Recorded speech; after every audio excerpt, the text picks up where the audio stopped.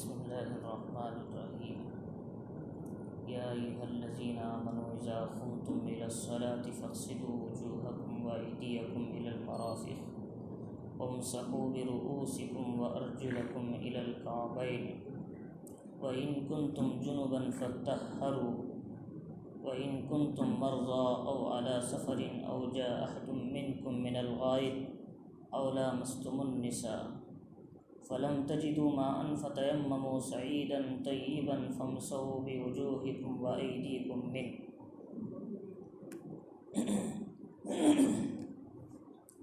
شروع کرتا ہوں اللہ کے نام سے جو بڑا مہربان نہایت رحم والا ہے۔ اس آیت کے اندر اللہ رب العزت نے چند اہم مسائل اور احکام بیان فرمائے۔ یہ سورۃ المائدہ کی آیت نمبر 6 ہے۔ علماء نے لکھا ہے اس کے اندر تقریباً 1000 مسائل ہیں۔ بعضوں نے اس کو تحقیق کے بعد 800 مسائل اس آیت سے نکالا ہے۔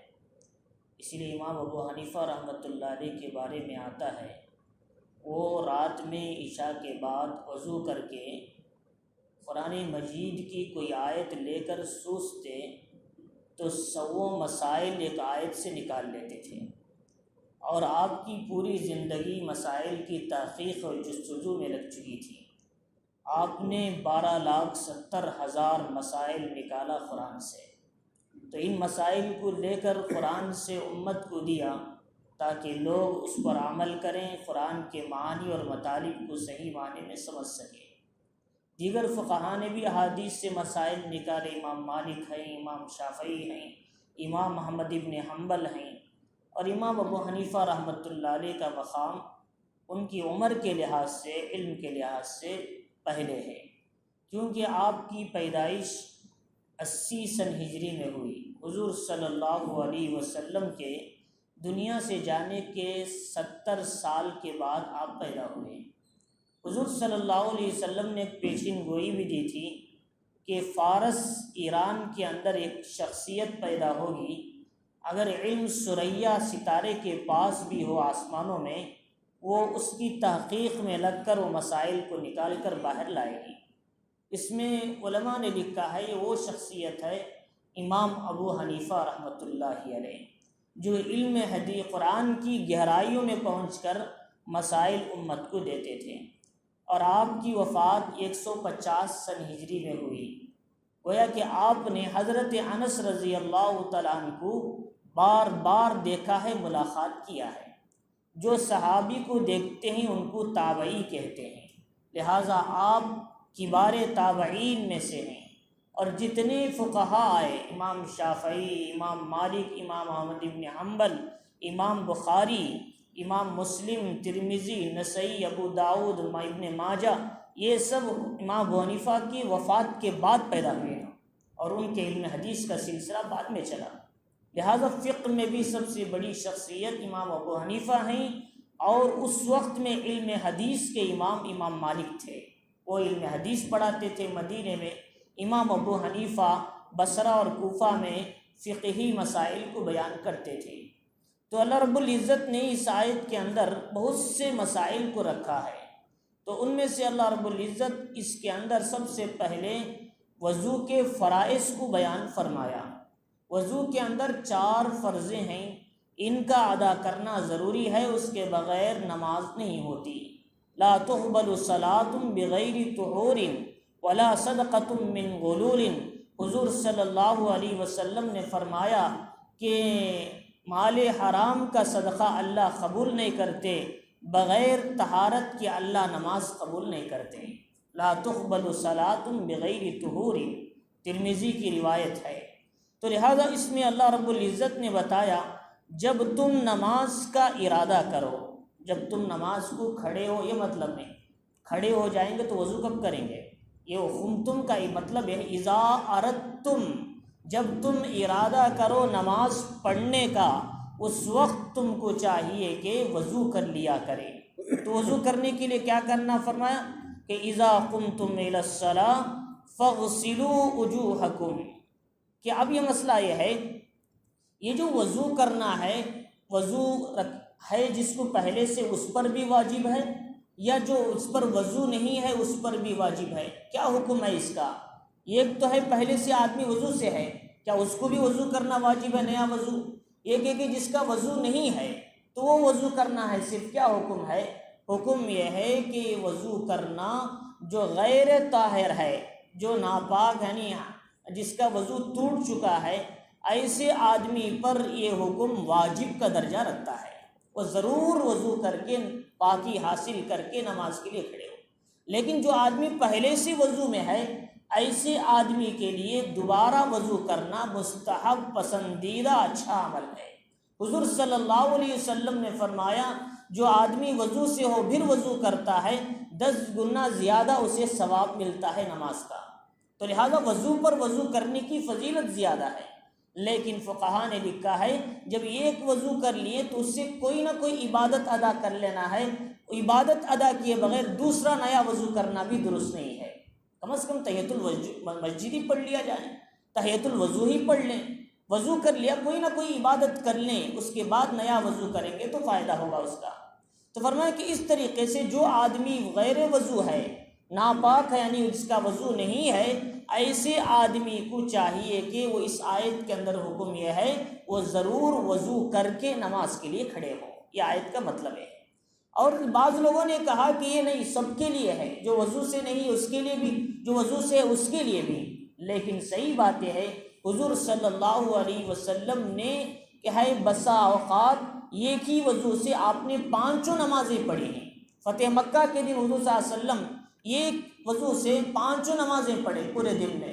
حضرت عمر رضی اللہ تعالیٰ نے پوچھا اللہ کے نبی علیہ السلام یہ آپ کوئی آج نیا طریقہ، آپ نے ایسا عمل پہلے کیا تھا؟ حضور نے فرمایا بل عمدت عمدن، میں نے یہ کام عمدن کیا ہے تاکہ امت کو معلوم ہو، تکلیف نہ ہو، حرج میں نہ پڑے کہ کہیں نہ وضو ہوتے ہوئے بھی دوبارہ وضو کرنا لازم ضروری نہ سمجھے، بلکہ کوئی کسی کا وضو ہے وہ 5 نمازیں پڑھ سکتا ہے، وضو نہ ٹوٹتا ہے، کوئی مسئلہ نہیں۔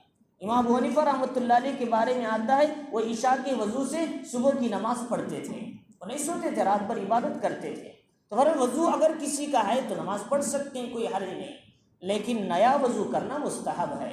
لیکن جس کا وضو بالکل نہیں ہے اس کے لیے وضو کرنا واجب ہے، یہ مطلب ہے اس آیت کا۔ اور فرمایا کہ اللہ رب العزت نے فرمایا کہ اس کے لیے سب سے پہلا کام کیا ہے، 4 فرائض بتائے، فَاغْسِلُوا وُجُوهَكُمْ، پہلا فرض ہے چہرے کا دھونا۔ وجہن کہتے ہیں کہ یہ پیشانی کے بالوں سے لے کر ٹھوڑی کے نیچے تک، داڑھی جہاں تک ہوئی ہے اسے وہاں تک کہتے ہیں۔ اور کیا ہے یہ کان کے سے لے کر دوسرے کان کا یہ حصہ ہے لول کی، وہاں تک یہ چہرہ کہلاتا ہے۔ وجہن، اسے پورا اتنے حصے کو چہرہ کہتے ہیں، تو اتنے حصے کا وضو میں دھونا ضروری ہے۔ بعض لوگ یہ کان سے یہ داڑھی کے بیچ میں جگہ کو نہیں دھوتے، شاید وضو میں شامل نہیں، وضو نہیں ہوتا ان کا۔ یہ کان کی جو ہڈی ہے، نرم ہڈی، یہاں تک مکمل دھونا ہے، جب جا کر ہی ان کا وضو ہوتا ہے۔ ایک سوئی کے ناکھے کے برابر بھی اس کا جسم کا اعضائے وضو خالی رہے اس کی نماز نہیں ہوتی۔ فرمایا اس لیے وضو کو مکمل مل کر اچھی طرح وضو کرنا ہے، 3 بار ہاتھ دھو کے۔ اور فرمایا اس کے بعد فرمایا کہ سب سے پہلی چیز چہرے کا دھونا، اور فرمایا کہ دوسری چیز ہے وَأَيْدِيَكُمْ إِلَى الْمَرَافِقِ، دوسرا فرض ہے کہ اپنے ہاتھوں کو کوہنیوں سمیت دھونا۔ إِلَى الْمَرَافِقِ کا مطلب کوہنی تک نہیں، کوہنی کے ساتھ ملا کر دھونا۔ مرافق کہتی ہیں کوہنیوں کو، اس کے یہاں یہ اوپر چلے جانا ہاتھ، اس کے یہاں تک ٹہرنا نہیں، اس کے کوہنی اس کے اندر پورے بھیگ جانا، یہاں تک کو کوہنی کہتے ہیں، ہاتھ کہتے ہیں۔ لہذا اس لیے قرآن مجید میں بتایا کہ اپنے کوہنیوں کے ساتھ ملا کر ہاتھ دھویا کرو، یہ دوسرا فرض ہے۔ اور تیسرا فرض بتایا وَامْسَحُوا بِرُؤُوسِكُمْ، اپنے سروں کا مسح کیا کرو، اپنے سر کا مسح کرو۔ تو مطلب یہ ہے کہ بعض لوگوں نے کہا سر کا مسح مکمل سر کا مسح کرنا ہے، یہی بات کہتے ہیں امام مالک، امام احمد بن حنبل وغیرہ کہتے ہیں پورے سر کا مسح کرنا ہے، لیکن امام شافعی، امام ابو حنیفہ رحمۃ اللہ علیہ فرماتے ہیں کہ تھوڑا سر کا مسح کر لیں تو بھی کافی اس آیت کے اندر۔ اس آیت کے اندر جو با ہے یہ پورے سر کو بتانے کے لیے نہیں، بلکہ سر کے صرف سر کو دھونے کے لیے، سر پورے سر کو دھونا لازم نہیں آتا. سر بولے تو یہ بھی سر ہے, یہ پیچھے کا حصہ بھی سر ہے, سامنے کا حصہ بھی سر ہے. تو کچھ بال اگر ایسے پھیر لیں تو حصے کا مسح کر لیں جب بھی کافی ہے, پورے سامنے کے تھوڑے سے حصے. لیکن امام شافعی فرماتے ہیں اگر 2 بال بھی بھیگ جائے اس کا بھی مسح ہو جاتا ہے. لیکن امام ابو حنیفہ کہتے ہیں کہ جب 2 بال بھیگنا ہے تو چہرے کے پانی سے 2 بال بھیگ جاتی ہیں, اور مسح کرنے کا حکم کیوں دیا؟ مطلب یہ ہے کہ مسح کرنے کا حکم دینے کا مطلب یہ ہے کم از کم پاؤں سر کا مسح تو ہونا چاہیے اس میں. یہ مطلب ہے اس آیت کا کہ مکمل سر کا مسح مراد ہے, نہ بالکل 1-2 بال مراد ہے, بلکہ کم از کم پاؤں حصہ سر کا مسح تو کرنا ہے. یہ مطلب ہے اس کا. تو واجب مسح جو ہے اتنا سامنے کے حصے میں ہاتھ پھیر لیں تو بھی مسح ہو جاتا ہے. تو فرمایا اس کے بعد اللہ تعالیٰ فرما رہی وَأَرْجُلَكُمْ إِلَى الْكَعْبَيْنِ, چوتھا فرض ہے دونوں پیروں کو ٹخنوں تک دھونا. ٹخنے کہتے ہیں یہ اوپر کی نرم ہڈی رہتی ہے سائیڈ میں, وہاں تک کے حصے کو ٹخنا کہتے ہیں. ایڑیوں کے ساتھ اچھا لگڑ کر دھونا. حضرت ابو ہریرہ رضی اللہ تعالیٰ عنہ فرماتے ہیں ہم ایک سفر میں تھے, صحابہ جلدی جلدی وضو کر رہے تھے, ایڑیاں نہیں بھگ رہی تھی. حضور صلی اللہ علیہ وسلم نے فرمایا ویل للعقاب, ایڑیوں کو اچھا دھو اس لیے کہ جہنم میں جلے گی اگر نہیں دھویا صاف. تو لہٰذا اس لیے فرمایا ایڑیوں کو بھی اچھی طرح لگڑ کر دھونا ہے. تو فرمایا دونوں پیروں کو ٹخنوں سمیت دھونا. تو 4 فرض ہوئے. پہلا فرض کون سا ہے؟ چہرہ دھونا. دوسرا فرض ہے دونوں کہنیوں تک ہاتھوں کو دھونا. تیسرا فرض ہے کیا ہے؟ سر کا مسح کرنا, پاؤں سر کا مسح کافی ہے. اور چوتھا فرض یہ ہے کہ آدمی دونوں پیروں کو ٹخنوں تک دھونا. یہ 4 فرض ہے کم از کم نماز ادا ہونے کے لیے. اگر ان 4 فرضوں کو نہیں کیا ان کی نماز ادا نہیں ہوئی. تو لہذا اگر کسی آدمی نے جلدی جلدی میں یہ 4 اعضاء کو دھو لیا, نماز پڑھ لیا تو نماز ہو گئی, فرض ادا ہو گیا اس کا. وہ پریشان ہونے کی ضرورت نہیں ہے. کہیں ایمرجنسی ہے, کوئی مسئلہ ہے, یا پانی کم تھا, 4 اعضاء کو دھو لیا, وضو کر نماز ہو گئی اس کی, وضو پڑھ لی.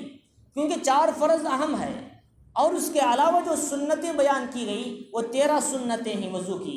بعضوں نے 14 بیان کیا, بعضوں نے 16 بیان کیا, لیکن 14 سنتیں تو متفق علیہ ہیں. اس میں مسواک کرنا, 3 بار ناک میں پانی ڈالنا, 3 بار کلی کرنا, پورے سر کا مسح کرنا, اور کیا ہے پے در پہ دھونا, ترتیب سے دھونا. یہ سب جو سنتیں ہیں 13 سنتیں ہیں.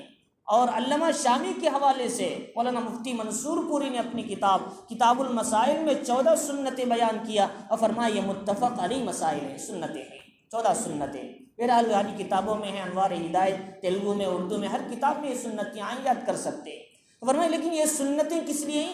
فرمایا یہ نماز کے ثواب کو کامل کرنے کے لیے, نماز کے اندر کوالٹی پیدا کرنے کے لیے, نماز میں وزن آنے کے لیے. یہ سنتوں کے ساتھ اگر وضو کریں گے اللہ رب العزت اس عمل کو قبول کر کے جتنا ثواب فرض کا تھا اس سے زیادہ اس پہ ثواب عطا فرمائیں گے.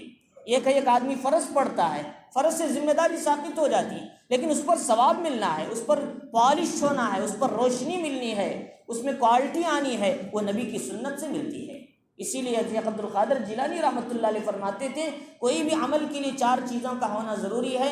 یہ تو عمل کیا ہے شریعت کا ہونا ہے, اخلاص کے ساتھ ہونا ہے, سنت طریقے پر ہونا ہے, وہ کام اللہ کی طرف سے اللہ کا حکم ہونا ہے, جب جا کر وہ عمل قابل قبول ہوتا ہے. تو لہذا اس عمل کے اندر وزن ہوتی ہے, اس عمل کے اندر خصوصیت اور ثواب زیادہ ملتا ہے. اب یہاں یہ ٹھہر کر ایک بات سمجھنا ہے, وضو کرتے ہوئے نیت کرنا ضروری ہے یا نہیں. لیکن امام مالک اور امام شافعی رحمۃ اللہ علیہ وغیرہ حضرات کہتے ہیں کہ نیت کرنا بھی ضروری ہے.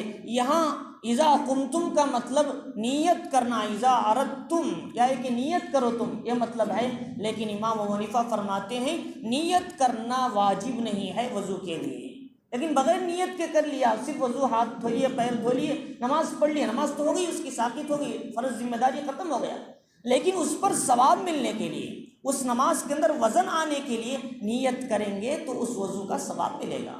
فرمائیں تو بتانا مقصد یہ ہے کہ بغیر نیت کے اگر کسی نے وضو کر لیا جب بھی اس کی نماز ہو گئی. کسی نے بسم اللہ نہیں پڑھا وضو کے شروع میں, جب بھی اس کا وضو ہو گیا, لیکن ثواب ملنے کے لیے اس کے اندر کوالٹی آنے کے لیے بسم اللہ پڑھنا یہ اہم عمل ہے، بہترین عمل ہے۔ اور فرمایا کہ 3 چیزیں ہیں وضو کے شروع میں۔ فرمایا جب ہم وضو کرتے ہیں تو کتابوں کے اندر لکھا ہے کہ وضو کے ہاتھ دھوتے ہوئے یہ دعا پڑھنی ہے، پیر دھوتے ہوئے دعا پڑھنی ہے، چہرہ دھوتے ہوئے پڑھو، یہ سب روایت میں موجود نہیں ہے۔ یہ جتنی دعائیں ہیں یہ حدیث سے ثابت نہیں ہیں۔ حدیث سے ثابت صرف 3 دعائیں ہیں۔ دعا کے شروع میں پڑھنا ہے بسم اللہ والحمد للہ علی دین الاسلام، حدیث میں موجود ہے یہ دعا وضو کے شروع میں۔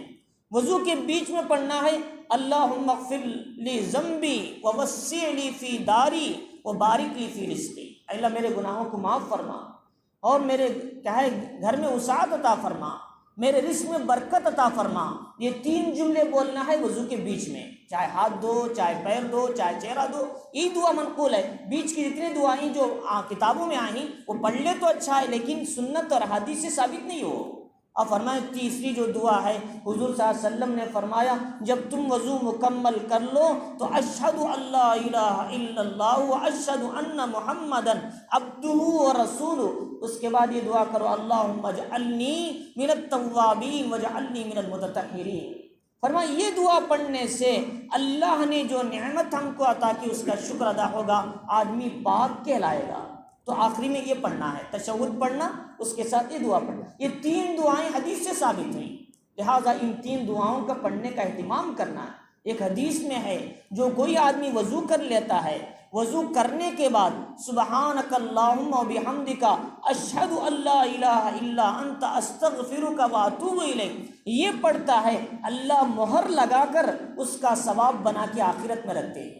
قیامت کے دن جب آئے گا تو مہر نکال کر ان کو اس کا ثواب دکھایا جائے گا۔ تو لہٰذا ایسی فضیلتیں حدیث کے اندر کثرت سے آئی دعاؤں کی۔ تو میں بتانا یہ چاہ رہا تھا وضو کی شروع میں بیچ میں جو جتنی دعائیں کتابوں میں ہیں وہ دعائیں حدیث سے ثابت نہیں، صرف 3 دعائیں حدیث سے ثابت ہے۔ ایک بسم اللہ بولنا، ایک اللہم اغفر لی ذنبی بیچ میں پڑھنا، ایک آخری میں تشہد کا پڑھنا، یہ 3 دعائیں حدیث سے ثابت ہے۔ اور فرمایا اللہ رب العزت فرماری یہ 4 فرائض تمہاری ذمہ داری ہے، تم ان کو ادا کرو تو تمہاری نماز ہوگی۔ اب اس کے بعد وضو کرنے میں کتنی مرتبہ وضو کرنا ہے؟ اب یہ سوال پیدا ہوتا ہے، 1 مرتبہ کوئی ہاتھ کو اعضاء کو دھوئے نماز وضو ہوا نہیں، 2 مرتبہ دھوا تو کیا حکم، 3 مرتبہ اعضاء کو دھوئے تو کیا حکم؟ حکم یہ ہے 1 مرتبہ اگر کسی نے اعضاء کو دھویا جب بھی اس کا وضو ہو گیا۔ حضور صلی اللہ علیہ وسلم نے فرمایا یہ جو 1 مرتبہ آپ نے ہاتھ دھو کے چہرہ دھو کے فرمایا یہ وہ وضو ہے جس کے بغیر اللہ نماز کو قبول نہیں کرتے، کم از کم 1 مرتبہ تو دھونا ہے۔ لیکن اگر کسی نے 2 مرتبہ دھویا حضور نے فرمایا ضاعف اللہ اجران، اللہ اسے دگنا ثواب عطا فرمائیں گے، دگنا اجر دیں گے ہر عمل کا۔ نماز پڑھ رہے ہیں دگنا اجر اس وضو سے، قرآن پڑھ رہے ہیں دگنا اجر، ہر عمل کا دگنا اجر ملے گا 2 مرتبہ اعضاء دھونے سے۔ اور 3 مرتبہ حضور نے اعضاء دھوئے، 3 مرتبہ، ہر عضو کو، ہاتھ کو 3 مرتبہ، چہرے کو 3 مرتبہ۔ یہ دھونے کے بعد حضور نے فرمایا یہ وضو وہ ہے ھذا وضوئی وہ وضو من قبل الانبیاء، میرا اور مجھ سے پہلے انبیاء کا وضو 3 بار دھونے کا ہے۔ فرمایا ہمیں کون سا وضو کرنا ہے؟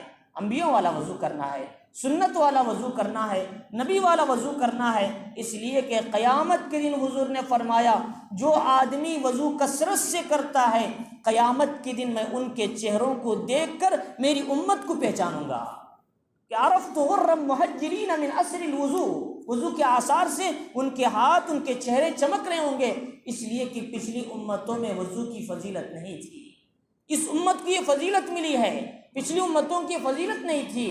اللہ کے نبی فرماتے ہیں جیسے کالے گائے کو اجلوں کے درمیان یا اجلے گھوڑوں کے بیچ میں کالے کو پہچان لیے جاتے ہیں، ویسے قیامت کے دن پوری امت میں میری امت کو وضو کے آثار سے میں پہچان لوں گا۔ تو لہذا جو آدمی اپنے وضو کو روشنی کو زیادہ کرنا چاہے وہ زیادہ کریں، کثرت سے وضو کریں۔ اب یہ مسئلہ آتا ہے کہ سامنے جو آدمی جو سر کا مسح کرتے ہیں کانوں کا مسح کرنا کیسا ہے؟ فرمایا سر کے مسح کے ساتھ کانوں کا مسح کرنا سنت ہے، سر کا مسح کرنا اس کے ساتھ کانوں کا مسح کرنا، اسی پانی سے جو ہم نے سر کا مسح کیا اسی پانی سے کانوں کا مسح کرنا سنت ہے۔ لیکن اگر کسی نے کانوں کے لیے الگ پانی لیا جب بھی جائز ہے، کوئی مسئلہ نہیں۔ اور لیکن اب یہ مسئلہ ہے گردن کا مسح کرنا کیا حکم ہے؟ فرمایا گردن کا مسح کرنا مستحب عمل ہے، گردن کا مسح کرنا اچھا عمل ہے، لیکن گلے کا مسح کرنا، بعض لوگ گردن کو مسح کرنے اور گلے کو پھیرتے، گردن کا مسح کرنا بدعت ہے، مکروہ عمل ہے۔ اب یہ سمجھے، حیثیت سمجھے، کانوں کا مسح کرنا سنت ہے، گردن کا مسح کرنا مستحب اچھا عمل ہے، گلے کا مسح کرنا بدعت مکروہ عمل ہے۔ حیثیت سمجھے ہر ایک کی۔ تو فرمایا جب حیثیت سمجھ میں آئے گی تو وضو کرتے ہوئے ان باتوں کو ذہن میں رکھ کر وضو کریں گے تو وہ نماز کوالٹی والی بنے گی، اللہ کے مقبول بنے گی۔ تو فرمایا یہ وضو کی مسائل ہیں، اور فرمایا کہ اللہ رب العزت فرما رہی کہ یہ 4 وضو کیا ہے اعضاء کے دھونا کیا ضروری ہے، تو اس سے ہمارا فرض ادا ہوتا ہے۔ اب 13 سنتیں ان کا لحاظ کر کے پڑھیں گے تو ہماری نماز اللہ کی یہاں مقبول ہوگی، قابل قبول ہوگی۔ اور اس کے بعد یہ بتایا کہ اللہ رب العزت نے آگے کہ وَإِن كُنتُمْ جُنُبًا فَاتَّطَهَّرُوا، آگے بتایا کہ اللہ رب العزت یہاں سے آگے ایک مسئلہ یہ بھی سمجھنے کا ہے کہ وَأَرْجُلَكُمْ إِلَى الْكَعْبَيْنِ، یہاں جو اپنے پیروں کو دھو ٹخنوں سمیت، اگر کسی آدمی نے، بعض لوگوں نے کہا وَامْسَحُوا بِرُؤُوسِكُمْ وَأَرْجُلَكُمْ إِلَى الْكَعْبَيْنِ، سر کا مسح کرو اور اپنے پیروں کا بھی مسح کر لو۔ یہ آیت کا غلط مطلب لیا بعض لوگوں نے، کیونکہ مسح کے بعد اللہ پیروں کو لا رہے، لوگوں نے سمجھا شاید سر کا مسح کریں، ویسے پیروں پر بھی مسح کر لیں تو کافی ہے، دھونے کی ضرورت نہیں۔ یہ آیت کا یہ مطلب نہیں ہے، کیونکہ وہ کہیں یہ ارجلکم الی الکعبین کا لفظ کہاں آنا تھا؟ ایدیکم کے بعد آنا تھا، لیکن اللہ نے کبھی کبھی جملوں کو آگے پیچھے لاتے ہیں کہ مضمون کو سمجھانے کے لیے، ترتیب کو سمجھانے کے لیے اللہ نے بعد میں لائے، کیونکہ آدمی کے کہے ہاتھ دھونے کے بعد، کہے چہرہ دھونے کے بعد آدمی کا ذہن کہاں جاتا؟ پہلے سر، اس کے بعد پھر لاسٹ میں آتا ہے، اس لیے اللہ نے لاسٹ میں لایا اس آیت کو، ورنہ تو یہ آیت پہلے ہونی چاہیے تھی۔ وہ کہاں ایدیکم الی المرافق، اپنے ہاتھوں کو دھو کونیوں تک، اس کے بعد اپنے پیروں کو دھو، لیکن اللہ نے ترتیب کو سمجھاتے ہوئے بیچ میں مسح کو لایا۔ تو اس کا یہ مطلب نہیں کہ سر کا مسح کرو پیروں کا بھی مسح کر لو، یہ مطلب نہیں ہے۔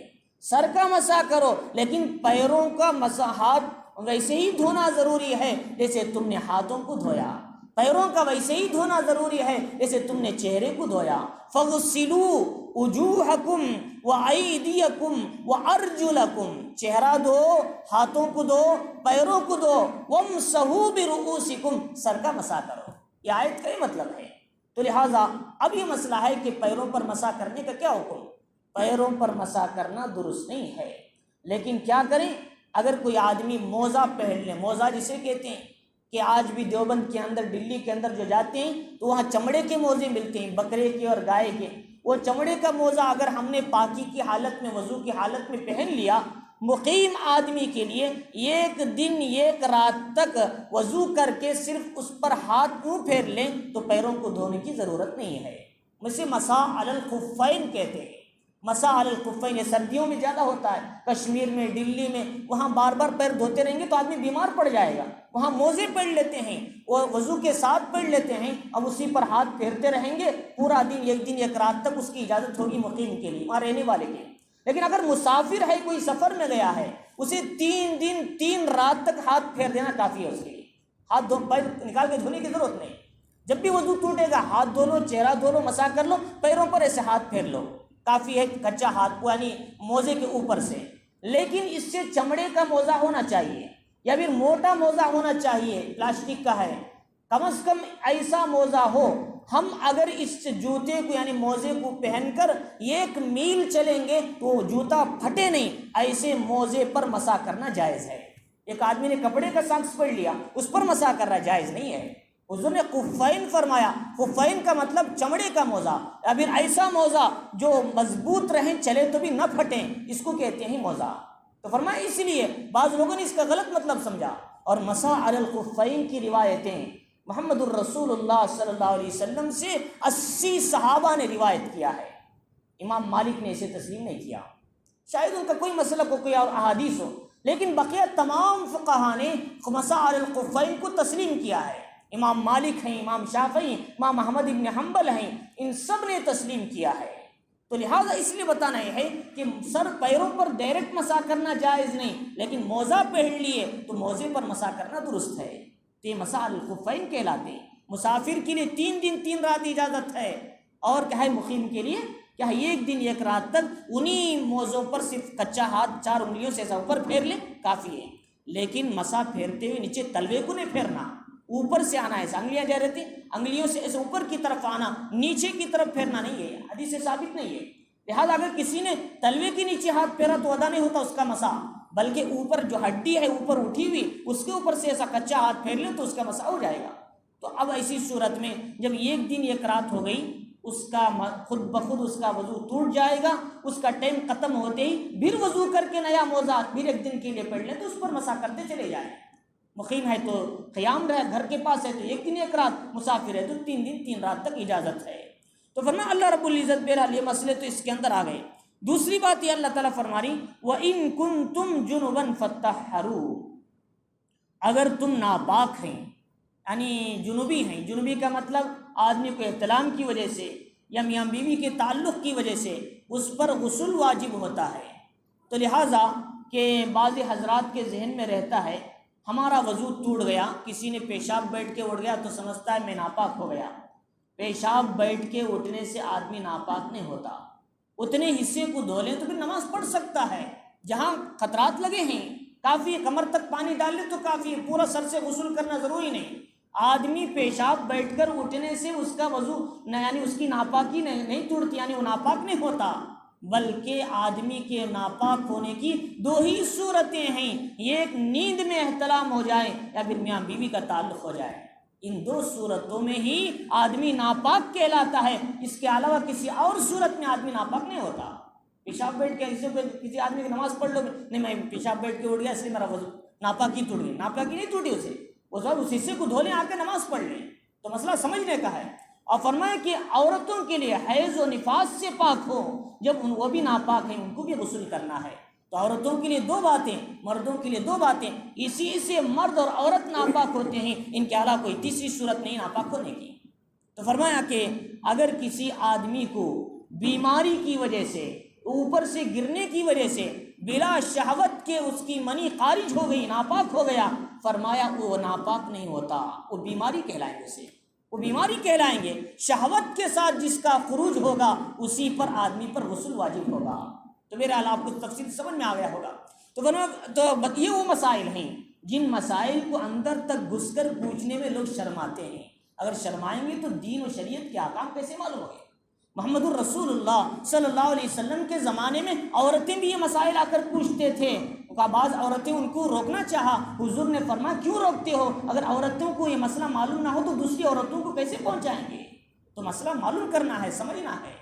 اور فرمایا کہ یہ مسئلہ بھی بہت اہم ہے کہ بسا اوقات آدمی پیشاب بیٹھنے کے بعد چکنی سی مادہ والا پانی نکلتا ہے، جس کو ودی کہتے ہیں، یا شہوت کی نظر پڑ جانے سے کسی کو پانی ویٹ کیا ہے لیزدار چیز نکلتی ہے، فرمایا اس سے بھی غسل واجب نہیں ہوتا، اس حصے کو دھو کر نماز پڑھ لے، وضو کر کے کافی ہے۔ بعض لوگ اس کے لیے وضو کر رہے ہیں، اسے مزی کہتے ہیں۔ حضرت علی کو اس کی شکایت تھی، حضور صلی اللہ علیہ وسلم سے پوچھنا چاہا لیکن شرماتے تھے، آپ کے داماد تھے، دوسرے صحابی نے جا کر پوچھا، اللہ کے نبی نے فرمایا کہ الوضو من المزی، مزی سے وضو کرنا ہے، غسل واجب نہیں ہے۔ تو فرمایا تو میں بتانا چاہتا بعض ایسے مسائل ہیں جس کو بوجھنے میں لوگ شرماتے ہیں، لیکن شرمائیں گے تو مسئلہ کیسے معلوم ہوگا؟ اور فرمایا کہ اگر مسئلہ معلوم نہیں ہوگا تو لوگ پریشانی میں پڑ جائیں گے، بار بار غسل کرتے رہیں گے، بیمار ہو جائیں گے، پھر نماز ایک بوجھ بن جائے گی اس کے لیے۔ بعض لوگوں کی اس کی وجہ سے نماز بوجھ بن جاتی ہے، یہ کیا مسئلہ ہے بھائی، بار بار دھونا ہے، غسل کرنا ہے، وضو کرنا ہے، تو لہٰذا مسئلے کو سمجھیں گے تو آسان ہوگا۔ اور فرمایا اس کے بعد اللہ تعالیٰ فرما رہی وَإِن كُنتُمْ جُنُبًا فَاتَّطَهَّرُوا، اگر تم ناپاک ہیں، جنوبی ہیں، غسل واجب ہے تو غسل کر لیا کرو، پاکی حاصل کرو۔ وَإِن كُنتُمْ مَرْضَىٰ، کیسے پاکی حاصل کرنا؟ پانی سے پاکی حاصل کریں۔ وَإِن كُنتُمْ مَرْضَىٰ أَوْ عَلَىٰ سَفَرٍ أَوْ جَاءَ أَحَدٌ مِّنكُم مِّنَ الْغَائِطِ، یہاں ایک مسئلہ سمجھنے کا ہے، مجھے سمجھانا ہے کہ بعض لوگ بچے کی ختنہ کرانے پر پاک ہونے کے لیے پانی دم کر کے دیتے ہیں، عورت حاملہ ہے تو ناپاکی کا غسل کرتی ہے، 40 دن میں نفاس کا پانی دم کر کے دیتے ہیں، تو یہ ان صورتوں میں پانی دم کر کے دینا یا پانی میں اللہ کی آیتوں کو پڑھ کر نہلانا یہ بہت بڑا گناہ کا کام ہے، لہٰذا ایسا کوئی حرکت نہ کریں، بس نیت کر لیا میں پاک ہو رہے ہیں، کافی ہو گئی. ہاں اس کے لیے خوشبو وغیرہ استعمال کر لی، اس کے لیے کافی ہو گئے. لیکن پڑھ کر دینا، وہ ناپاکی دھونے کے لیے قرآن کی آیتوں کو اس پر ڈالنا کتنا بڑا گناہ ہے. اللہ کی آیتوں کے ساتھ بے ادبی. فرمایا ایسا کام ہرگز نہ کریں کہ پہلے لوگ لاتے تھے، اب بھی آج لوگوں کے ذہنوں میں بات چل رہی ہے.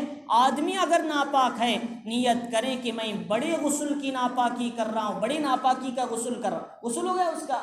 آدمی کہے عورت اگر ناپاک ہے اور میں پاکی کے غسل کر رہا ہوں تو غسل ہوگی اس کی، تو اس کے لیے الگ سے دم کر کے دینے کی ضرورت کیا ہے؟ تو فرمایا یہ سب باتیں اپنے ذہنوں سے نکالیں. یہ پہلے زمانے سے چلتی تھی، لوگوں کے علم نہیں تھا، ان کو معلومات نہیں تھا، لہٰذا ایسی چیزوں سے اپنے آپ کو دور رکھنا ہے. اور کوئی لا کر کہیں دم کرو تو کہنا بھائی ایسا کام نہیں کرنا ہے، جا کر نیت کر لو، کافی اس کے لیے تمہاری پاکی حاصل ہو جائے گی. اور فرمایا اس کے بعد یہ بتایا کہ وَإِن كُنتُم مَرْضَىٰ أَوْ عَلَىٰ سَفَرٍ، لیکن جب اگر تم بیمار ہو، او علی سفرین یا سفر پر ہو، او جاء احد منکم من الغائط، یا تم میں سے کوئی حاجت ضروریہ سے آئے، پیشاب سے، پاخانہ وغیرہ سے، او لامستم النساء، یا عورتوں سے ملے ہو. 4 صورتیں، بیمار ہو، سفر پر ہو، حاجت سے آئے ہوں، عورتوں سے ملے ہو. 4 صورتوں میں فرمایا فلم تجدوا ماء، پانی نہیں پائے تو پاک مٹی سے تیمم کر لو. پانی نہیں پائے تو پاک مٹی سے تیمم کر لو. اس آیت کا نزول دراصل حضرت عائشہ صدیقہ رضی اللہ تعالیٰ عنہ غزوہ مریسی میں ایک مقام سے واپس ہو رہے تھے، تو مقام روحا یا کچھ مقام تھا بیدا، اس مقام پر حضرت عائشہ کا ہار گم ہو گیا رات کے وقت میں. تو حضرت عائشہ نے کہا اللہ کے نبی میرا ہار گم ہو گیا یہاں پر. حضور وہاں پر پڑاؤ کیا اور لوگ آپ کا ہار ڈھونڈنے گئے. رات کا وقت تھا. حضور صلی اللہ علیہ وسلم حضرت عائشہ کے گود میں سر رکھ کر آرام فرما رہے تھے. لوگ بیزار ہو گئے، صبح کا وقت ہوا، نماز کا وقت آ گیا، پانی کا انتظام نہیں تھا، سفر کا مسئلہ تھا، پانی نہیں تھا، اور لوگ بھی پریشان تھے. حضرت ابوبکر صدیق کو پریشانی ہو رہی تھی، میری بیٹی کی وجہ سے سارے قافلے والے رکے ہوئے. حضرت ابوبکر نے حضرت عائشہ کو ایسے مکہ مارا، تم نے کیا کر دیا ہے کام، سارے لوگوں کو نماز سے روک دیا اور پانی کا انتظام نہیں ہے. لیکن نبی کے اہل خانہ کا تکلیف بھی اللہ کو برداشت نہیں ہے. اللہ نبی کے گھر والے خاندان والوں سے برکتوں کے دروازوں کو کھول دیتے ہیں. تو چنانچہ حضرت عائشہ حضور اپنے سر آپ کے گود میں رکھے ہوئے تھے، آپ نے کچھ نہیں کہا، خاموش رہی. تھوڑی دیر کے بعد حضور بیدار ہوئے، پانی کا انتظام نہیں تھا، حضور بھی پریشان تھے، قافلے والے بھی پریشان تھے. اللہ نے اس وقت میں ان آیتوں کو اتارا، تیمم کا حکم نازل کیا. حضرت اسید ابن حضیر رضی اللہ تعالیٰ عنہ مدینے کے اور خزرج خاندان کے سردار تھے، اور خزرج میں سے، تو انہوں نے کہا اے آل ابی بکر، اللہ تعالیٰ نے تمہاری وجہ سے لوگوں پر رحمت کو نازل کیا، رحمت کے دروازوں کو کھولا. یہ کوئی پہلی رحمت نہیں، آپ لوگوں کو اللہ نے رحمت کا ذریعہ بنایا ہے. تو پھر میرے حال تو یہ تیمم کا حکم جب نازل ہوا، اگر حضرت عائشہ کا ہار گم نہ ہوتا، وہاں لوگ نہ ٹھہرتے، تو آیت تیمم کیسے نازل ہوتی؟ کبھی کبھی حالات ناگوار ہوتے ہیں، لیکن اس میں بھی خیر اللہ چھپا کر رکھتے ہیں. فَعَسَىٰ أَن تَكْرَهُوا شَيْئًا وَهُوَ خَيْرٌ لَكُمْ، تم کسی چیز کو ناپسند کرو لیکن اس کے اندر تمہارے لیے خیر ہو سکتا ہے، پریشان مت ہو. تو چنانچہ اس لیے فرمایا کہ یہاں جو اللہ تعالیٰ نے تیمم کے احکام اتارے، اور فرمایا کہ پوری زمین کو اللہ نے پاکی کا ذریعہ بنا دیا. تم کہیں بھی پاک زمین پاؤ، اس پر ہاتھ مارو، تیمم کر لو، نماز ہوگی. تمہاری پانی نہیں ہے، بیمار ہیں، پریشانی ہے یا جان کا خطرہ ہے، اس صورت میں مسافر ہو یا حاجت سے آئے ہو یا اپنی بیویوں سے ملو، ان تمام صورتوں میں وضو کے لیے، غسل کے لیے ایک ہی طریقہ ہے، اس کے ذریعے سے تم پاک ہو جاؤ گے. قرآن مجید نے بتایا کہ تیمم کر لو. فرمایا کہ ایسی صورت میں بیمار ہے، بیمار کو اگر پانی نہیں ہے، بیمار کا لفظ لانے کا کیا مطلب ہے؟ بیمار کا مطلب لانے کا مطلب یہ ہے آدمی اتنا بیمار ہے، اگر پانی استعمال کرے گا تو اس کی جان کو خطرہ ہے یا پھر بیماری بڑھ سکتی ہے. ایسے آدمی کو پانی رہتے ہوئے بھی تیمم کرنا جائز ہے. اور تیمم کرنے سے مٹی کبھی مستعمل نہیں ہوتی، پانی مستعمل ہو جاتا. اب تم نے ایک پانی کو وضو کر لے کر ایک تمال سے وضو کر لیا، اسی پانی کو دوسرے میں پکڑ کے وہ دوبارہ وضو نہیں کر سکتے، وہ پانی مستعمل ہو گیا، یوز ہو گیا وہ پانی. لیکن مٹی قیامت تک یوز نہیں ہوتی. تم نے ایک اینٹا رکھ لیا سامنے، چاہے 500 سال بھی اسے تیمم کر لے وہ اینٹا تمہارے لیے ناپاک نہیں ہوتا. اسے کرتے رہو تیمم کرتے رہو. اسی لیے بعض بڑے حضرات جو ضعیف ہوتی ہیں وہ اینٹا رکھ لیتے ہیں, اسی سے تیمم کر کے نماز پڑھتے رہتے ہیں. جائز ہے کیونکہ اینٹا مستعمل نہیں ہوتا مٹی. حضور صلی اللہ علیہ وسلم نے فرمایا کہ یہ پوری زمین میرے لیے پاک بنا دی گئی, میری امت کے لیے طہارت کا ذریعہ بنا دیا گیا. یہ اس امت کی فضیلت ہے. پچھلی امتوں کی اتنی آسانی نہیں تھی. پچھلی امتوں کو کپڑے پر نجاست لگتی تو ان کو کپڑا کاٹنا پڑتا تھا, لیکن آج اللہ تعالیٰ نے اس امت کے لیے کتنی آسانیاں دی. کپڑے پر نجاست لگے, پانی بہا دو تو کپڑا پاک ہو جاتا ہے, نماز پڑھ سکتے ہیں. تو اللہ تعالیٰ نے کتنا آسان بتایا. تو فرمایا کہ ایک تو بیمار ہو, دوسرا سفر پر ہو, سفر پر ہی پانی کا انتظام نہیں, 1-2-3 کلومیٹر دور پانی ہے, جا نہیں سکتے, سواری نہیں ہے, انتظام نہیں, تم تیمم کر کے نماز پڑھ لو. اب فرمائے اسی طریقے سے ناپاک ہو, یعنی حاجت سے آئے ہو تم لوگ, یعنی پیشاب وغیرہ سے, پانی نہیں ہو, تیمم کر کے وضو کر لو, نماز پڑھ لو. ہاں اگر تم ناپاک ہو, غسل تم پر واجب ہوا ہے, ایسی صورت میں بھی پانی استعمال کرنے میں تمہارے لیے نقصان ہے یا پانی نہیں ہے دور دور تک, ایسی صورت میں غسل واجب آدمی کے لیے بھی تیمم کر کے نماز پڑھنا جائز ہے. غسل واجب جس پر ہے اس پر بھی جائز ہے. تو لہٰذا اب یہ مسئلہ سوال ہوتا ہے بھائی وضو کے لیے یعنی تو تیمم کیا جاتا ہے, وہ تیمم تو 2 ہاتھ مارنا ہے, یعنی 2 ہاتھ زمین پہ ایسے مارو, ضربۃ للوجہ ضربۃ للیدین, یہ کہا ایک مار ایسے 2 ہاتھ مارنا ہے زمین پہ, اپنے چہرے کو پھیر لینا ہے, پھر 2 ہاتھ اپنے زمین پہ مارنا ہے, اپنے 2 ہاتھوں کو اسے مل لینا ہے, ختم. یہ یہاں کو تیمم ہو گیا. اب وضو کے لیے کون سا تیمم ہے؟ وضو کے لیے بھی یہی تیمم ہے, کوئی الگ تیمم نہیں ہے. جو وضو کے لیے جو تیمم ہے غسل کے لیے بھی وہی تیمم ہے, غسل کے لیے الگ تیمم نہیں. بعض صحابہ کو اشکال ہوا, غسل کے لیے الگ تیمم ہے. کسی آدمی کو انہوں نے پوچھا تو انہوں نے کہا کہ غسل کے لیے تیمم یہ ہے تم مٹی میں لڑ جاؤ. انہوں نے پورے مٹی میں لڑ گئے یہاں سے وہاں تک. حضور نے فرمایا بھائی یہ تیمم اس کے لیے نہیں, کہ تم مٹی میں کیوں لڑ گئے, اتنی پریشانی اٹھانے کی ضرورت کیا ہے. وضو کے لیے جو تیمم ہے وہی غسل کے لیے بھی تیمم ہے. تو لہٰذا مسئلہ سمجھنا ہے. حضور کے سامنے مسئلہ آیا تو حضور نے سمجھایا دونوں کے لیے ایک ہی تیمم ہے. امام احمد, امام مالک رحمۃ اللہ علیہ فرماتے ہیں ایک مرتبہ ہاتھ مار کے چہرہ اور ہتھیلی کو پھیر لے اس کا تیمم ہو جاتا ہے. حضرت عمار ابن یاسر کی روایت ہے. لیکن امام ابو حنیفہ رحمۃ اللہ علیہ کے نزدیک ابن عمر کی روایت ہے, اور اس کو امام شافعی نے بھی لیا ہے, اور حافظ ابن حجر نے اس کو صحیح قرار دیا ہے. فرمایا یہ مار ہاتھ زمین پہ مارنا ہے, ایک بار چہرے کو پھیر لینا ہے, دوسرا ہاتھ مارنا ہے, دونوں ہاتھوں کو پھیر لینا ہے, اس سے تیمم مکمل ہوتا ہے.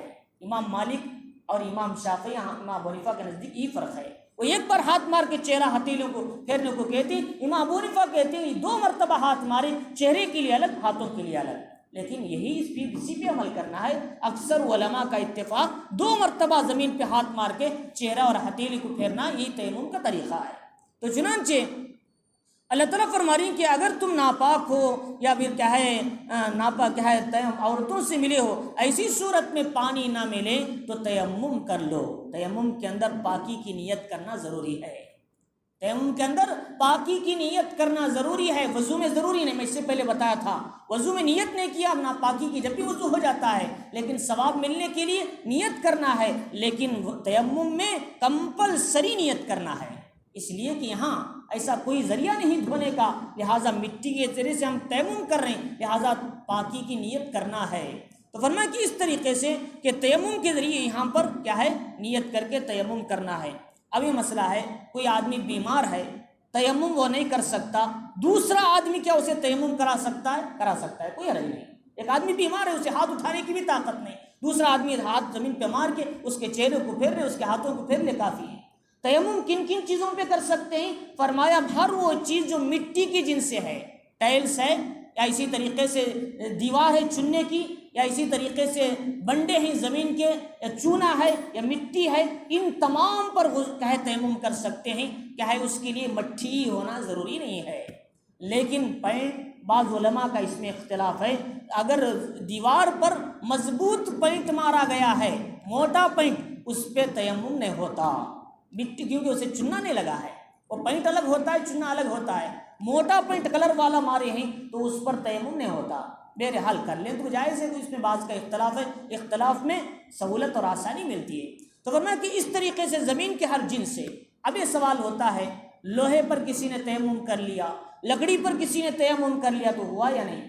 لکڑی اور لوہے پر تیمم جب ہو سکتا ہے جبکہ اس پر گرد و غبار پڑی ہے، کہیں سے آ کر دھول پڑ گئی اس پر بہت سی، کسی نے اس دھول کو ہاتھ میں مل لیا، تیمم کر لیا، اس سے بھی تیمم ہو جاتا ہے، لیکن شرط یہ ہے اس پر تیمم کرنے کے لیے دھول پڑی رہنا ہے، دھول پڑے بغیر خالی مٹی لکڑی پہ ہاتھ پھیرنا یا پھر یہ کہ خالی لوہے پہ ہاتھ پھیرنے سے اس کا تیمم نہیں ہوتا، کیونکہ اس پر مٹی کی جنس نہیں پائی جاتی۔ تو مسئلہ سمجھنے کا ہے۔ تو لہٰذا اب یہ مسئلہ ہے کہ ہم ٹرین میں سفر کر رہے ہیں اور ٹرین میں اگر کیا ہے پانی لینے کے لیے جانا ہے تو بیچ میں بھیڑ ہے، زیادہ بہت زیادہ بڑا مجمع ہے اور ہم دوسرے ڈبے تک جا بھی نہیں سکتے، ایسی صورت میں حکم یہ ہے کہ تم تیمم کر کے نماز پڑھ لو، پھر پانی ملنے کے بعد اسی نماز کو لوٹاؤ، یہ حکم ہے ٹرین کے اندر۔ لیکن اگر کہیں جانے کی سہولت ہے ٹرین میں، پانی کسی ڈبے میں ہے وہاں تک جا سکتے ہیں، ایسی صورت میں وہاں تیمم کرنا جائز نہیں، اس ڈبے تک پہنچ کر وضو کر کے آنا ہے۔ یہ مسئلہ سمجھنے کا ہے۔ اب یہ مسئلہ سمجھنے کا ہے فاقد الطہور ہے کہ آدمی فلیٹ میں ہے، نہ وہاں مٹی ہے نہ پانی ہے، نہ پانی ہے نہ مٹی ہے، دونوں کام موجود نہیں، کیا کریں؟ وہاں پر نماز پڑھنے کے لیے حکم فرمایا کہ تم نماز کے جیسے اعمال کر لو اور بعد میں اپنے گھر آ کر اسی نماز کو دوبارہ دوہرا لو تو تمہیں نماز کی جماعت کا ثواب مل جائے گا۔ تو یہ اللہ تعالیٰ نے کتنی آسانی پیدا کی نماز کے پڑھنے کے لیے، لیکن نماز نہیں چھوڑنا کسی صورت میں۔ اور ٹرین میں آدمی کھڑے ہو کر نماز پڑھنا ہے، بیٹھ کر پڑھنے سے نماز نہیں ہوتی، اور جہاز میں بیٹھ کر بھی نماز پڑھ سکتے ہیں۔ جہاز کا مطلب پانی کی جہاز، ہوائی جہاز نہیں، ہوائی جہاز ہو ٹرین ہو، ان سب صورتوں میں کھڑ کر نماز پڑھنا ہے۔ لیکن اگر جہاز پانی کی ہے، اسٹیمر ہے، اس پہ بیٹھ کے بھی نماز پڑھنا جائز ہے، کیونکہ وہ دھکے دیتی ہے نماز میں، آدمی کھڑ نہیں سکتا۔ تو شریعت کے احکام الگ الگ انداز سے ثابت کیے گئے، بتائے گئے ہیں۔ یہ مسائل ہمارے علماء نے قرآن اور حدیث سے نکال کر اس پر جستجو کر کے ہمارے سامنے پیش کیا تاکہ ہم اس کو نوالا بنا بنا کر کھاتے جائیں۔ اگر ہم کھانا بنانا پڑتا، اس کو پھر پکانا پڑتا، اس کو تلاش کرنا پڑتا، آیت کو ڈائریکٹ لے کر مسئلہ نکالنا پڑتا، ایک مسئلہ نکالنے کے لیے ہماری 60 سال کی زندگی صرف ہو جاتی، تو پھر ان ہزاروں مسائل پہ عمل کیسے ہوتا؟ تو آپ کو اسی کے لیے ایک مسئلہ سمجھانے کے لیے میں کہہ رہا ہوں بات کہ یہاں پر یہ مسئلہ ہے او لامستم النساء، اللہ تعالیٰ فرماری اگر تم عورتوں سے ملو۔ یہاں امام شافعی، امام کیا ہے مالک رحمۃ اللہ علیہ وغیرہ حضرات یہ کہتے ہیں کہ وہ حضرات یہ کہتے ہیں کہ لامستم کا مطلب یہ ہے لمس یلمس لمسن چھونا۔ اس لمس کے دو معنی آتے ہیں کہ یہ اگر لمس یلمسو کے معنی ہے تو چھونا، لامس یلامس ملامستن، اس لفظ سے لائیں تو مطلب یہ ہوگا دو آدمیوں کا کسی فعل کو ادا کرنا، دو آدمیوں کا کسی کام کو کرنا، اس کے لیے یہ لفظ آتا ہے لامس یلامس ملامستن، مفاعلت کا صیغہ ہے، دو آدمی سے ہی یہ کام ہو سکتا ہے جب ہی یہ لفظ اس صیغے کو لاتے ہیں۔ تو یہاں امام ابو حنیفہ رحمۃ اللہ علیہ فرماتے ہیں اس آیت کا مطلب لامستم النساء کا مطلب میاں بیوی اگر تعلق قائم کریں، صحبت کریں، جب ایسے آدمی پر غسل واجب ہوتا ہے، اس آیت کا یہ مطلب ہے تیمم کرو۔ لیکن امام شافعی فرماتے ہیں، امام مالک وغیرہ نہیں، امام احمد وغیرہ فرماتے ہیں اس آیت کا مطلب لمس یلمسو، مطلب یہ ہے کسی آدمی نے عورت کو چھو دیا، اس سے بھی اس کا وضو ٹوٹ جائے گا، دوبارہ وضو کرنا پڑے گا۔ امام شافعی کا مسلک ہے، لیکن یہ اس میں سب سے صحیح مسلک وہ ہے جو امام ابو حنیفہ نے بتایا۔ کیوں؟ عربی گرامر کے اصول سے لمسا یلمسو یہاں پر نہیں آیا، لامسا یلامسو آیا ہے، لہذا اس آیت کی اس لفظ کے مطلب کے اعتبار سے مطلب یہ ہے کہ عورت اگر میاں بیوی اگر مل جائیں تو پانی نہ پائیں، جب اس سے غسل واجب ہوتا ہے، اس کا مطلب عورت کو چھونے سے وضو واجب نہیں ہوتا، یہ مطلب ہے اس آیت کا۔ لہذا اسی لیے اب دو معنی آ گئے، دو معنوں میں سے ایک کا مطلب چھینا ہے، ایک کا مطلب صحبت ہے۔ امام ابو حنیفہ نے اس کو لیا، امام شافعی نے اس کو لیا۔ اب اگر ایسا کوئی لفظ ہمارے سامنے آتا کہ ہم ایسے لفظ کے دو معنی ہوتے، ہم کس پر عمل کرتے؟ لہذا ان فقہا نے اس پہ کیا ہے تحقیق کر کے کسی نے اس آیت کا یہ مطلب لیا، کسی نے اس آیت کا یہ مطلب لیا، اور دونوں پر عمل ہو رہا ہے، دونوں پر عمل ہو رہا ہے، آیت کے مکمل عمل ہو رہا ہے۔ لوگ کہتے ہیں حضور کے زمانے میں شافعی کان تھے، حنفی کان تھے، مالکی کان تھے، حضور کے زمانے میں شافعی نہیں تھے، لیکن امام شافعی نے اپنا مسلک نہیں بنایا، اپنے دل سے مسائل نہیں بولے۔ امام ابو حنیفہ نے اپنا مسلک نہیں بنایا، اپنے دل سے مسائل نہیں بولے، حضور کی احادیث سے انہوں نے مسئلے بتایا، سمجھائے کہ یہ آیت کا یہ مطلب ہے، یہ حدیث کا یہ مطلب ہے۔ انہوں نے ڈائریکٹ کیا ہے حضور کے تعلیمات کو پیچھے رکھ کر اپنی بات انہوں نے نہیں بتائی۔ اگر دیکھو، اگر یہ فقہ شافعی، فقہ حنبلی، فقہ مالکی نہ ہوتی، فقہ حنفی نہ ہوتی، تو اس آیت پر ایک ہی وقت میں ایک آدمی کیسے عمل کر سکتا؟ یہ دونوں مطلب پر ایک ساتھ کون آدمی عمل کرے گا؟ نہیں ہو سکتا۔ اس لیے کچھ لوگوں نے اس آیت پہ عمل کیا، کچھ لوگوں نے اس معنی پہ عمل کیا، اور دونوں پہ عمل ہو رہا ہے اس وقت دنیا میں۔ امام شافعی کہتے ہیں عورت کو کسی نے چھو لیا، اس کا شوہر نے اس کا وضو ٹوٹ گیا، جا کر وضو کر لے، تو لہٰذا امام شافعی کے آج بھی یہ مسئلہ ہے۔ لیکن امام حنیفہ کہتے ہیں اس کا یہ مطلب نہیں، اگر آپس میں تعلق قائم ہو، جب اس سے غسل واجب ہوتا ہے، اس آیت کا یہ مطلب ہے، دونوں مطلب پہ عمل ہو رہا ہے۔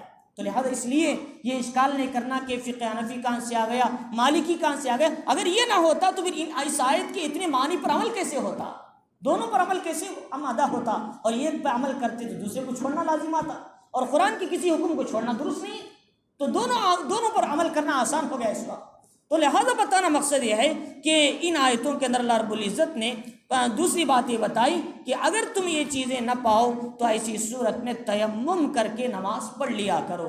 ایک آدمی کا سوال ہے کہ اگر کسی آدمی نے سوال کیے کہ میرا چہرہ بھی زخمی ہے، میرے دونوں ہاتھ بھی زخمی ہیں، میرا سر بھی زخمی ہے، میرے پیر بھی زخمی ہیں، میں کیا کروں؟ فرمایا ایسے آدمی کو تیمم کر کے نماز پڑھنا جائز ہے، تیمم کر کے نماز پڑھ لیں۔ کسی کے 3 اعضاء ہیں، چہرہ بھی زخمی ہے، ہاتھ بھی زخمی ہے، پیر بھی زخمی ہے، 3 اعضاء جسم کے اکثر حصہ اعضاء وضو کیا ہے زخمی ہیں، ایسے آدمی کو تیمم کر کے نماز پڑھنے کی اجازت ہے۔ آدمی جنازے کی نماز پڑھنا ہے، اگر یہ نہیں گیا تو جنازے کی نماز ختم ہو جائے گی، امام نے رکعت باندھنے کے قریب ہے، ایسے وقت میں تیمم کر کے جنازے کی نماز پڑھ سکتے ہیں۔ عید کی نماز ہے، دوبارہ اس کا بدل نہیں، دوبارہ جا کر عید کی نماز جماعت نہیں بنا سکتے، ایسی وقت میں مجبوری ہے، امام رکعت بننے کے قریب ہے، تم تیمم کر کے عید کی نماز میں شریک ہو سکتے ہیں۔ لیکن 5 وقتہ نماز میں جائز نہیں ہے، 5 وقتہ نماز کا بدل ہے، تم بعد میں اس کی قضا کر سکتے ہیں، یا پھر اسے تم دوبارہ جماعت بنا کے پڑھ سکتے ہیں، لیکن ان میں بدل نہیں ہے۔ ایک مرتبہ جنازے کی نماز پڑھنے کے بعد دوسرا بار نماز جنازہ پڑھنا عند الاحناف جائز نہیں ہے، عند الاحناف جائز نہیں۔ ہاں اگر ولی نے آ کر کہا، اس کے بیٹے نے آ کر کہا میری اجازت کے بغیر تم نے نماز جنازہ کیسے پڑھ لیا، دوبارہ پڑھو، تو ولی کے کہنے پر دوبارہ نماز جنازہ پڑھنا جائز ہے، لیکن اس کے بغیر کسی اور وجہ 2 مرتبہ نماز جنازہ پڑھنا جائز نہیں، تو لہٰذا اس کا بدل نہیں، لہٰذا اس کے تیمم اجازت ہے۔ عید کی نماز ہے، دوبارہ اس کی جماعت نہیں کر سکتے، اس کا بدل نہیں، لہٰذا اس وقت میں تیمم کر کے نماز پڑھ سکتے ہیں۔ تو بہرحال تو ایسی حالتوں میں تیمم سے اپنی نماز کو ادا کر لیں تو نماز ادا ہو جاتی ہے۔ لہٰذا غسل کے لیے بھی وہی تیمم کا طریقہ ہے، وضو کے لیے بھی وہی تیمم کا طریقہ ہے، اس سے ہماری نماز پوری ہو جاتی ہے۔ تو اللہ رب العزت نے ہمارے لیے کتنی آسان بنایا نماز پڑھنے کے لیے ان مسائل کو قرآن کے ذریعے سے کہ تم پانی نہ پاؤ، تمہارے پاس عذر ہے، ضرورتیں ہیں، ایسے موقع پر تم کیا ہے مٹی سے تیمم کر کے بھی نماز پڑھ لو، لیکن نماز چھوڑنا نہیں۔ اگر کھڑے ہو سے تو کھڑے ہو کر، نہیں بیٹھ سکتے تو بیٹھ کر، نہیں اشارے سے لیٹ کر، پیچھے تکیہ لگا کر بھی تم قبلے کی طرف ہو کر پیر اٹھا کر یا پیر لمبے کر کے اشارے سے نماز پڑھنا چاہے نماز پڑھ سکتے ہیں، لیکن نماز کا چھوڑنا آدمی کے لیے کفر سے ملا دیتا ہے۔ تو لہٰذا اس لیے نماز کو نہیں چھوڑیں، نماز کو ہر حالت میں ادا کریں۔ حضور صلی اللہ علیہ وسلم نے آخری حالت میں بھی آپ کے پیر گھسٹ رہے تھے، حضرت فضل حضرت علی دونوں کے سہارے سے حضور مسجد میں آ کر جماعت سے نماز ادا کی، یہ سمجھانے کے لیے نماز کی اہمیت کتنی ہے، جماعت سے نماز پڑھنے کا اہتمام اور اس کی مرتبہ، اس کا درجہ کتنا ہے۔ تو لہٰذا یہ سمجھایا کہ ایسی صورت میں تم تیمم کر کے نماز پڑھ لو، اور فرمایا تیمم کرنے کا طریقہ نے قرآن نے بتایا، فَامْسَحُوا بِوُجُوهِكُمْ وَأَيْدِيكُمْ، اپنے ہاتھوں کو اپنے چہروں کو کیا ہے مسح کر لو، اس سے تمہارا تیمم ہو جاتا ہے۔ اور اس کے بعد فرمایا مَا يُرِيدُ اللَّهُ لِيَجْعَلَ عَلَيْكُمْ مِنْ حَرَجٍ، اللہ رب العزت تمہیں تنگی میں ڈالنا نہیں چاہتے۔ انسان کی طاقت کتنی ہے اتنا ہی اسے کیا ہے تکلیف دیتی ہیں اللہ تعالیٰ، اس سے زیادہ تکلیف نہیں دیتے۔ لا یکلف اللہ نفسا الا وسعها، کہ اللہ تعالیٰ ہر انسان کو اس کی طاقت کے بقدر اسے ذمہ دار بناتے ہیں۔ انسان سے کہے پانی نہیں نماز پڑھو، کیسے پڑھے گا؟ پاکی حاصل کرنے کا راستہ نہیں۔ اللہ نے تیمم اتارا، نعمت کو اللہ تعالیٰ نے بھیجا، اس نعمت کے ذریعے ہم اللہ تعالیٰ کی ان نعمتوں کا شکر ادا کرنا ہے۔ تو اللہ رب العزت نے آگے بتایا وَلَٰكِن يُرِيدُ لِيُطَهِّرَكُمْ وَلِيُتِمَّ نِعْمَتَهُ عَلَيْكُمْ، لیکن اللہ تعالیٰ چاہتے ہیں کہ تمہیں پاک کریں اور تم پر اپنی نعمت کو پورا کریں، لَعَلَّكُمْ تَشْكُرُونَ، تاکہ تم شکر گزار بندے بن کر رہو۔ تو لہٰذا یہ اس کے اندر اللہ تعالیٰ نے وضو کے احکام بتائے، پھر ناپاکی کی حالت میں تیمم کے احکام بتائے، پھر موضوع پر مسح کرنے کے احکام مسائل آئے۔ بہرحال اس کے اندر اور بھی مسائل ہیں، میں نے تو مسائل کا حصہ ابھی تک بیان نہیں کیا، ابھی 3 حصہ اس آیت کے اندر مسائل چھپے ہوئے ہیں، وہ پوچھنے پر بتائے جا سکتے ہیں۔ ہر مسئلے کو میں ذہن میں رکھ کر تو نہیں بتا سکتا، تو لہٰذا اس لیے میں ان مسائل کو اسی شہر کے اندر، اس کے اندرونی باریکی مسائل کو میں 12 سال سے لوگوں کے سوال کرنے پر الگ الگ انداز سے مسائل کو بتایا ہوں، اور سوال کرنے پر ان کا جواب ملتا جائے گا۔ تو لہذا فرمایا کہ اللہ رب العزت آگے فرما رہی کہ وَاذْكُرُوا نِعْمَتَ اللَّهِ عَلَيْكُمْ، اللہ تعالیٰ کی جو نعمت اللہ تعالیٰ نے تم پر اتاری ہے، نازل کی ہے، اس کو یاد کرو۔ وَمِيثَاقَهُ الَّذِي وَاثَقَكُم بِهِ، اور اس عہد کو بھی کیا ہے یاد کرو جو تم نے اللہ سے عہد کیا ہے۔ وہ کون سا عہد ہے؟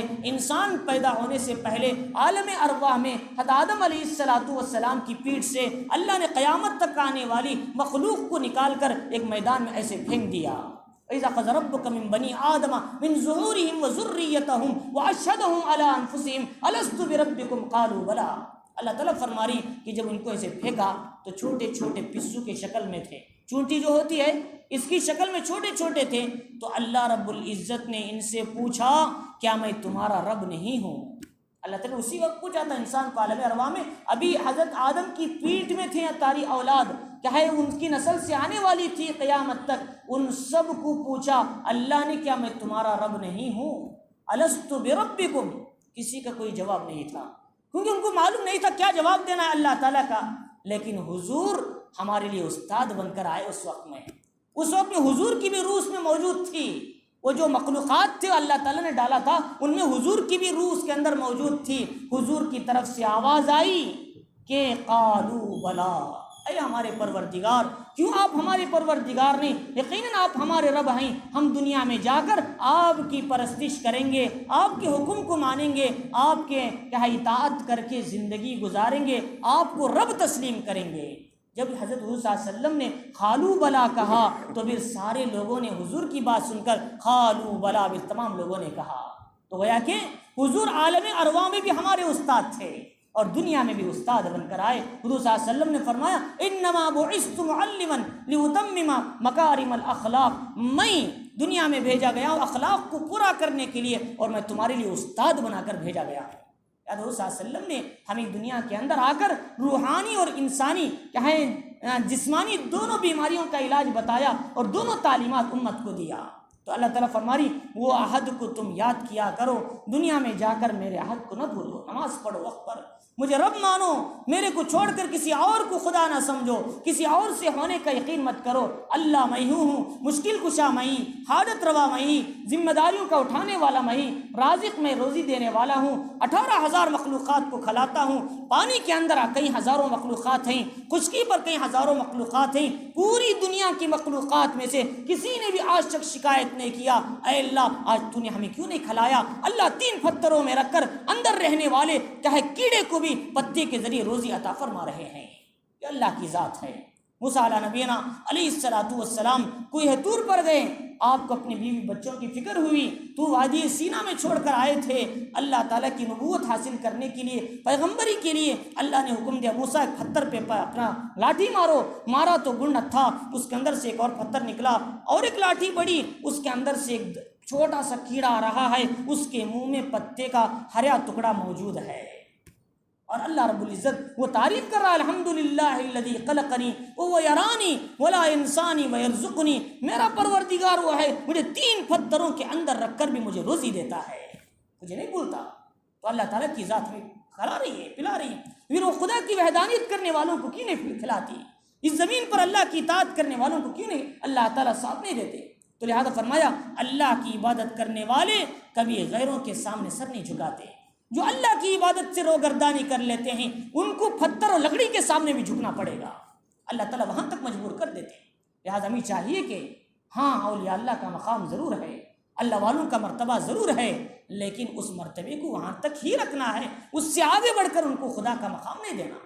ہاں ان کا احترام اسی میں ہے، ان کا مرتبہ اسی میں ہے کہ ان کے مرتبے کو باقی رکھا جائے، ان کے مرتبے سے آگے بڑھ کر ان کو تکلیف پہنچائیں گے تو اللہ رب العزت کے یہاں بھی پکڑ ہوگی، کل قیامت کے لیے اللہ والے بھی ہم کو پکڑ کر پوچھیں گے کیا کبھی ہم نے تم کو شرک کرنے پر مجبور کیا تھا؟ تو لہٰذا اس وقت کوئی جواب نہ ہوگا۔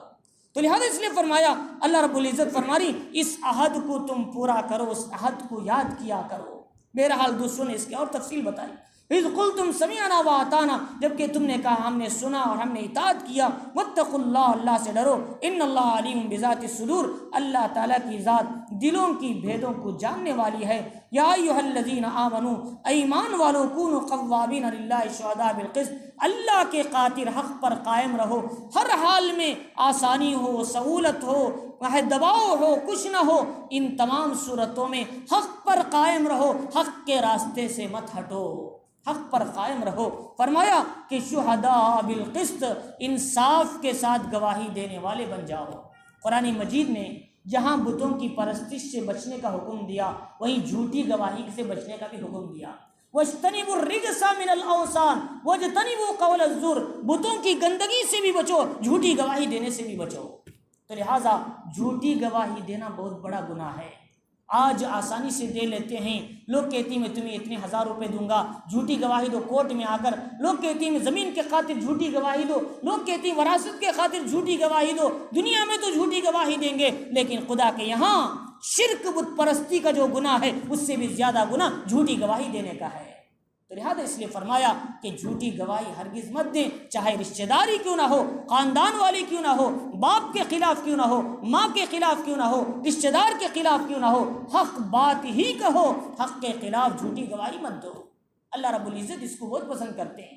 تو اللہ تعالیٰ فرما رہی کہ اسی تعلق سے حضرت نعمان ابن بشیر رحمۃ رضی اللہ تعالیٰ عنہ نے ایک مرتبہ حضور سے کہا ہے، انہوں نے کیا ہے یہ کہا کہ میرے والد نے مجھے کیا ہے ایک حصہ الگ سے دیا تھا میرے بھائیوں کے علاوہ۔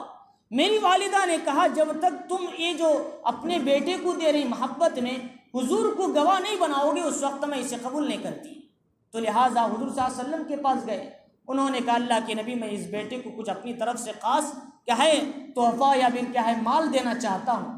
حضور نے پوچھا کیا تم تمام بیٹوں کو دے رہے ہو، صرف اسی ایک بیٹے کو دے رہے ہو؟ انہوں نے کہا کہ میں صرف اسی بیٹے کو دے رہا ہوں۔ حضور نے فرمایا اتق اللہ، اتق اللہ واقسطوا فی اولادکم، کہ اللہ سے ڈرو، اپنی اولاد کے درمیان انصاف کرو، میں کبھی بے انصافی پر گواہ نہیں بنتا، حضور نے فرمایا۔ تو لہٰذا بے انصافی، جھوٹی گواہی اللہ کے نبی کو بہت ہی ناپسند ہے۔ تو لہٰذا آج بھی اگر اولاد میں کوئی وراثت تقسیم کرنی ہے، مرنے سے پہلے انصاف ہے، مرنے کے بعد وراثت ہے۔ مرنے سے پہلے آج کبھی زیادہ کسی بیٹے کو زیادہ دیتے ہیں، کسی بیٹے کو کم دے، ایسا نہیں دینا چاہیے، بلکہ سب کو برابر دو۔ مرنے کے بعد پھر وراثت کا مسئلہ ہے، بیٹی کو کم ملتا ہے، بیٹے کو زیادہ ملتا ہے، الگ مسئلہ ہے، لیکن مرنے سے پہلے اپنی اولاد میں انصاف کو قائم رکھو۔ اللہ کے نبی نے یہ سمجھایا اور فرمایا اس کے بعد وَلَا يَجْرِمَنَّكُمْ شَنَآنُ قَوْمٍ عَلَىٰ أَلَّا تَعْدِلُوا، کسی قوم کی دشمنی تمہیں نا انصافی پر نہ اتارے۔ پہلے زمانے میں جنگوں میں جاتے تھے، کفار و مشرکین مسلمانوں کو مسئلہ کرتے تھے، ناک کاٹتے تھے، کان کاٹتے تھے، ہاتھ کاٹتے تھے، اور کہے اللہ کے نبی علیہ السلام سے سمجھایا، صحابہ سے کہا دیکھو تمہیں کسی قوم سے دشمنی ہو سکتی ہے، لہٰذا تم زیادتی مت کرو۔ کسی نے ایک آدمی کے ساتھ ایسا کیا، ایک آدمی کے ساتھ تم 10 آدمیوں کے ساتھ ظلم و ناانصافی مت کرو۔ ایک کے ساتھ ہے تو ایک کے ساتھ تمہارا معاملہ ہو، تمہیں زیادہ کر کے کہے زیادتی کا کام نہ کریں، کسی قوم کی دشمنی تمہیں زیادتی پر نہ ابھارے۔ حضرت امیر حمزہ رضی اللہ تعالیٰ عنہ، حضور نے فرمایا اسد اللہ واسد رسولی، 15 شوال جنگ احد کے اندر حضرت امیر حمزہ کی شہادت ہوئی۔